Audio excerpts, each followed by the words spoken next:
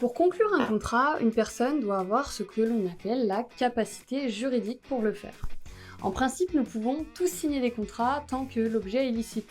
Mais certaines personnes n'ont pas ce droit et c'est généralement en fonction de leur faculté mentale. Pour les protéger, on leur restreint leurs droits. Pour vérifier si la personne est sous un régime de protection, il faudra regarder son acte de naissance qui indique une mention du régime appliqué. On retrouve diverses causes qui ne permettent plus du tout à une personne de conclure un contrat ou qui ne lui permettent plus de le faire seule. Premièrement, la tutelle, qui empêche totalement la personne de vendre et de signer des baux.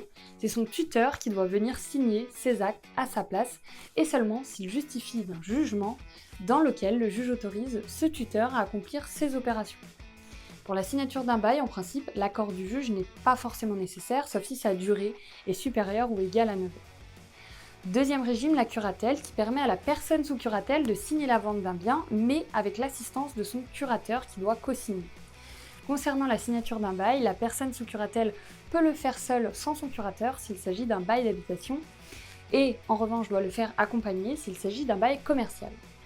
Troisièmement, la sauvegarde de justice. Elle laisse en principe la liberté de la personne protégée pour conclure tous les actes, sauf ceux pour lesquels un mandataire est spécialement désigné. Autre régime, l'habilitation familiale qui permet à un proche de la personne protégée de conclure tout ou certains actes à sa place. Il convient de regarder dans le jugement qui peut signer quoi. Autre protection, le mandat de protection future qui lui est un mandat que prend une personne pendant qu'elle est encore saine d'esprit pour venir désigner une personne qui l'accompagnera lorsqu'elle ne le sera plus. Une autorisation du juge est nécessaire pour vendre le bien du majeur protégé dans ce cas-là. Enfin, dernier cas, la minorité, elle rend le mineur incapable. Ses représentants légaux doivent signer la vente ou l'acquisition d'un bien à sa place. Concernant l'achat avec un emprunt bancaire ou la vente d'un bien, ils doivent impérativement avoir l'autorisation du juge. Ils peuvent également conclure des baux sans autorisation. Notons toutefois que si le mineur est émancipé, il peut conclure tous ses actes seul.